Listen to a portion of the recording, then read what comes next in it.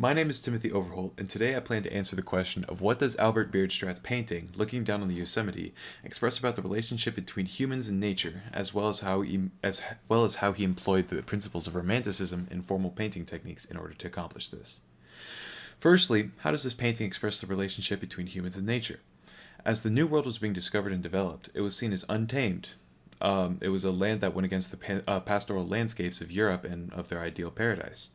As expansion westward occurred, civilization in the New World became more ordered and tamer, allowing for the appreciation of the sublime due to the distance from wilderness enough to enjoy it.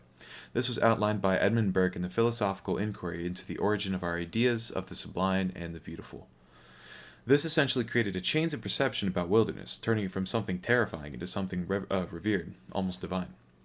This painting was a way for Bierstadt to express exactly that, attempting to show the awe-inspiring and powerful sense of sublime wilderness, and how it was something to be revered as a creation of God, not to be seen in fear or terror. Now, how were the principles of Romanticism and formal painting techniques used in order to accomplish this?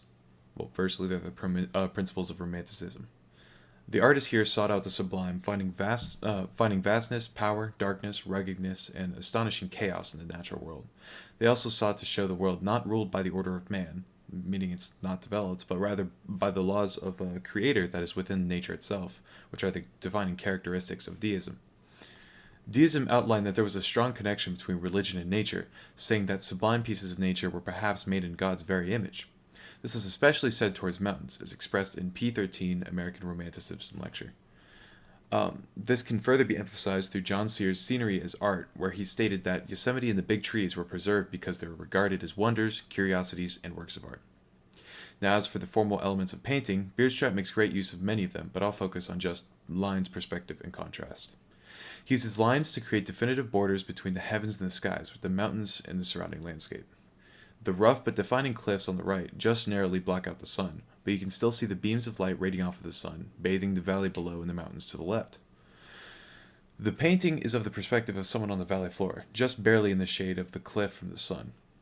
Looking up at the vast and powerful mountains, you get a sense of grandeur at what is above you.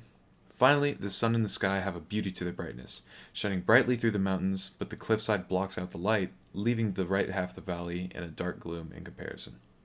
All of these effects work together perfectly. The grandeur gives off a sense that there's there's a greater beauty in the landscape, despite the wild, untamed character of it, displaying deism through its sublime representation. Additionally, the contrast and defining lines create a feeling of division and a hierarchy of God above nature and nature above humans.